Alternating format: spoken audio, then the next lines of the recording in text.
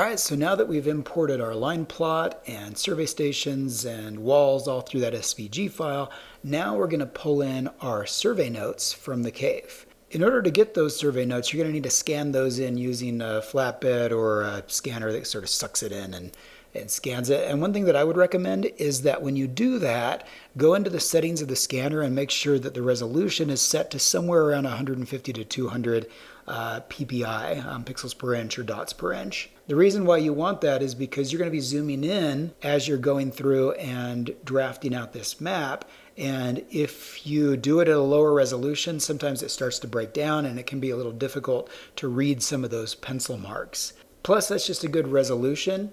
If you ever decide or you lose the original notes and you need to print those off, like that's a decent resolution. So 150 to 200 dpi, scan those in as either JPEGs or as a PDF, and then you'll be able to import those in.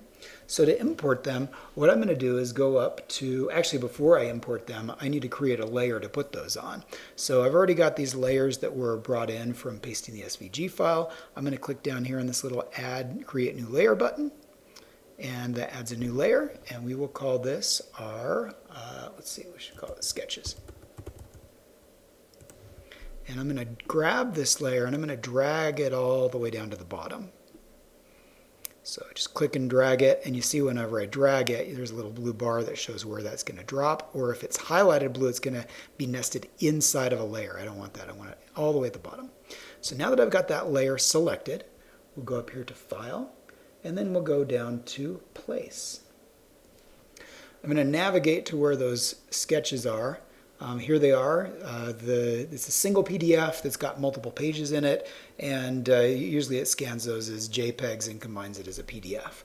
So I'll click on that.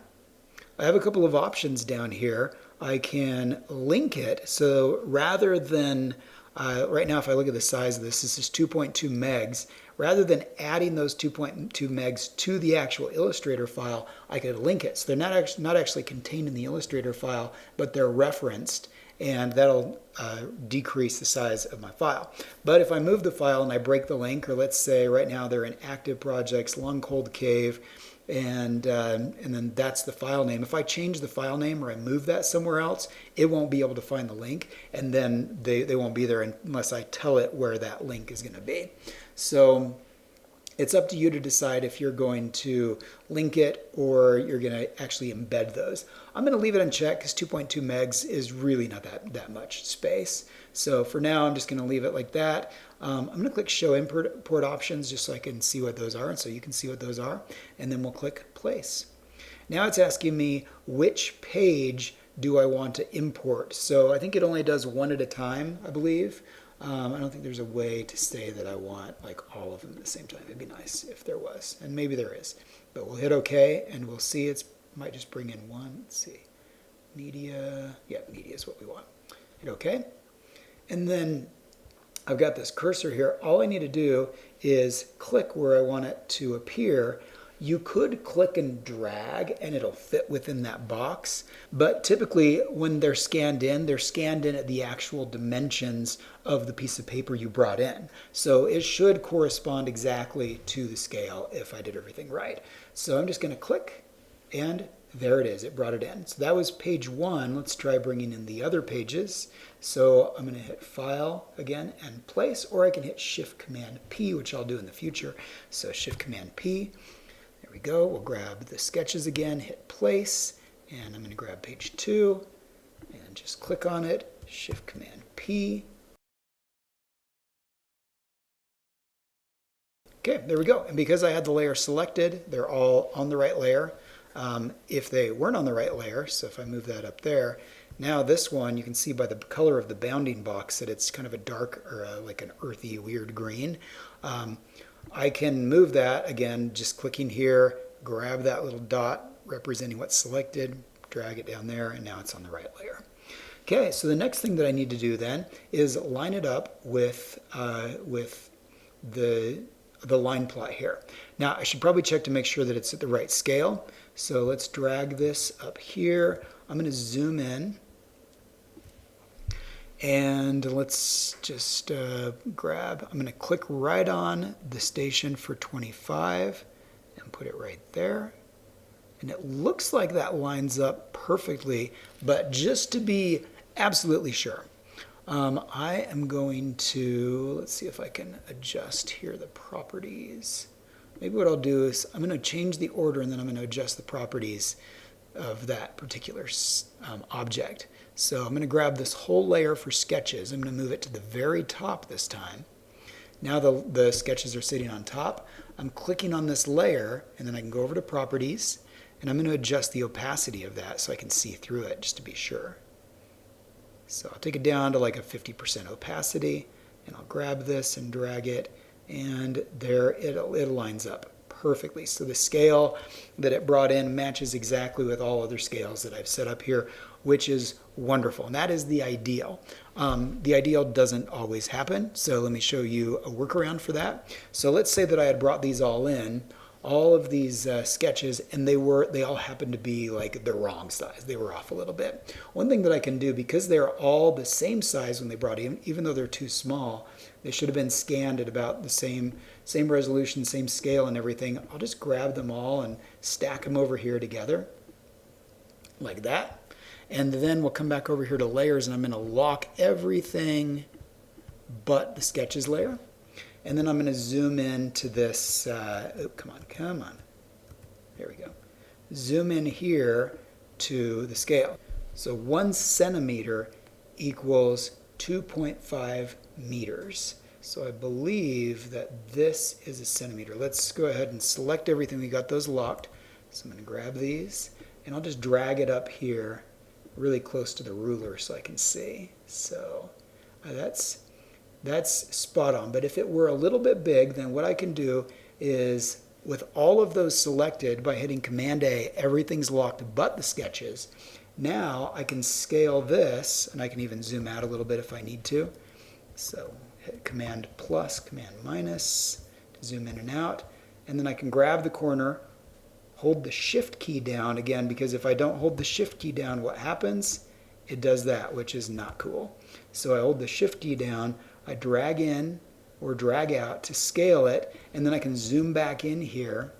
So make sure those centimeters line up with these centimeters and adjust it until that is perfect.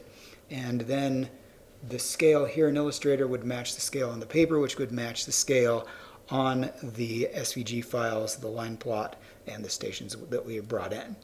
So that's what you would do to get that scale to match up. So I'm going to undo a little bit here. Let's see. Okay, there we go. That's good. Okay, so that's how you can adjust the scale. I select all of them because then you're scaling them all exactly the same rather than just grabbing one, scaling it, grabbing the next one, doing the exact same thing, because it does take a few steps. So that's how you can scale all of them at once if they need scaling. Okay, so now the next thing that we're going to do is line up our sketches with our line plot here. So to do that, I'm going to move these out of the way. This is still locked, which is fantastic. Then I don't have to accidentally click and drag something. Oh wait, oops, I accidentally clicked and dragged something because it wasn't locked. I thought it was, but I had unlocked it. So let's lock those. And now I can't accidentally click and drag it. And then let's go ahead and line these up. So I've got them all on the top layer. Let's select them and we're going to adjust the opacity on all of these. So I've dropped them all down to 50, and then once I arrange them in the way they need to be arranged, we can readjust that back to 100%. So we'll go ahead and drag this one up. I can kind of eyeball it here, and it's got snapping enabled, so it tries to snap to things, which is super cool using, I think Illustrator has integrated some artificial intelligence to like look through and kind of compare things and other cool stuff. So we'll go ahead and just drag these up here and get them roughly lined up. Let's see, what is that exactly? Well, that's like a lower layer. That's what that is. Put that there. Okay, and now I'm just going to zoom in here and fine tune that. So we'll grab that and drag it over there. Now this is super easy because I printed off the line plot before and it matches up exactly. But the reality is if you were to bring in something like, for example, let's just go ahead and I'll import, for example, a copy of, let's see, let's go ahead and place. And we're going to place, I think I've got some stuff on the desktop here. Sketches. We'll just grab these guys. There we go. Grab something like this in here. So if I were to bring this in, these lines are not exact because, I mean, you're sketching it in the cave. It may be a little longer or shorter than it is in reality. It might be a few degrees off. And so with something like this, if I were to bring in the actual, the original sketch where I'm drawing the line plot in the cave, I'm going to have to do some rotation and things. So to do that, again, we would adjust the opacity to line that up with a line plot. And then once I've scaled it so that this grid here matches up with the ruler and everything's good, then I may have to come in and just make a slight rotation, and it's not going to line up exactly with the line plot. So maybe what I do is just line up like the major, like maybe the actual line goes here and then here and then here. So I just sort of like line it up generally. And then later when I'm sketching, I'll line this point with this point, sketch that.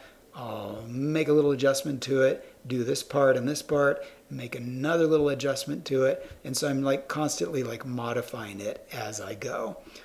So with the long cold data, like I said, I printed off the line plot, we surveyed, and then we went in and sketched. And it makes it super easy to line up. So that's something that you should know.